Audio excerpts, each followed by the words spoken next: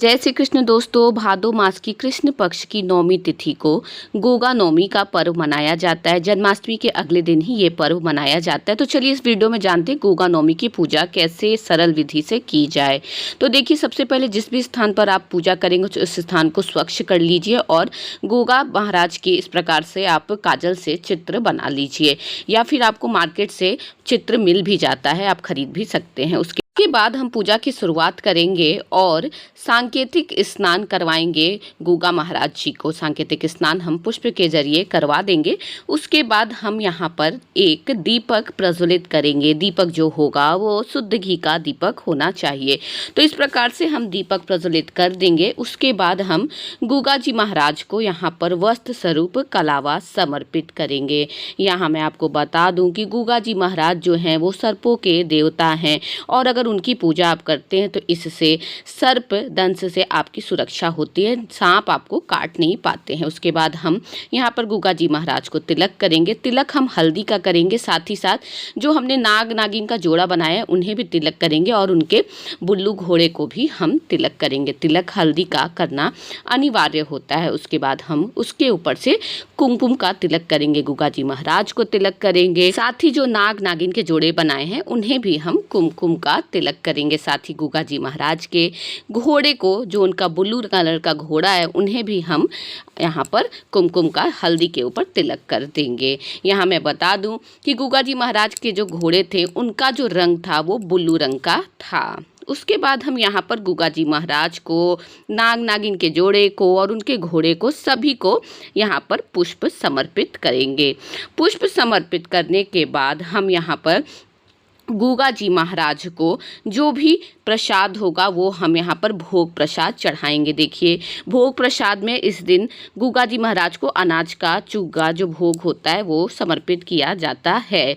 उसके बाद बहुत से लोग इस दिन गुड़, अठावड़ी, 8 प्रकार की पूड़ियाँ क्षेत्र के हिसाब से जो जिनके यहाँ बनता है वो समर्पित करते हैं गोगा जी महाराज को भोग के रूप में। खीर, बहुत लोग के यहाँ खीर, पूड़ी, गुलगुले, बहुत सारी ऐसी चीज़ें बनती हैं। बहुत से लोग मिष्ठान भी गोगा जी महाराज को अर्पित करते हैं। तो इस प्रकार से जो भी भोग होगा आप गोगा जी महाराज को समर्पित कर देंगे। उसके बाद हम इस दिन गोगा जी महाराज को जो भी बहनें राखियाँ बांधी थी वो राखी आज के दिन उतर जाती हैं, और ये राखियाँ भी हम गोगा जी महाराज के समक्ष समर्पित कर देते हैं। उसके बाद दक्षिणा हम जरूर समर्पित करेंगे, क्योंकि दक्षिणा जो है वो पूजा में आई हुई कमियों को समाप्त करता है। उसके बाद जल से भरा हुआ एक लोटा बगल में हम जरूर रख देंगे। उसके बाद हम कथा सुनेंगे, और कथा जब समाप्त हो जाएगी, अगर आपने व्रत किया है तो कथा जरूर सुनिएगा, और कथा जब समाप्त हो जाएगी तो जल में हम पुष्प डाल देंगे। उसके बाद हम गोगा जी महाराज की आरती कर देंगे। अगर आपको आरती आती है तो ठीक है, नहीं तो 5 बार या 7 बार आरती को घुमा देने से भी आपकी गोगा जी महाराज की आरती हो जाएगी। इस प्रकार से यहाँ पर आरती हो गई है, अब हम आरती ले लेंगे। उसके बाद यहाँ पर जो पूजा होती है वो समाप्त हो जाती है। अब हम गोगा जी महाराज से जो भी पूजा में त्रुटि हुई हो उसके लिए हम उनसे क्षमा याचना करेंगे। उसके बाद देखिए, यहाँ पर जो भी चीज़ें हैं, वो जो चीज़ें हम प्रसाद के रूप में चढ़ाए हैं वे हम मंदिर में दान कर देंगे। गोगा जी महाराज का मंदिर अगर आपके आसपास हो तो आप वहाँ दान कर सकते हैं।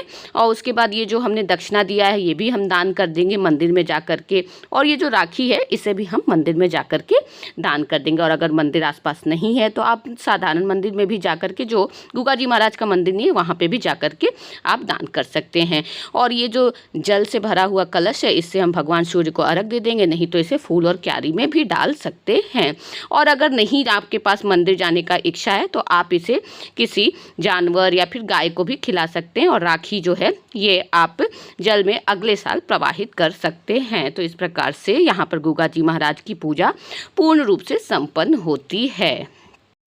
तो दोस्तों, आपको ये मेरा वीडियो ज़रा भी पसंद आया हो तो प्लीज़ दोस्तों मेरे चैनल को लाइक करिए, सब्सक्राइब करिए।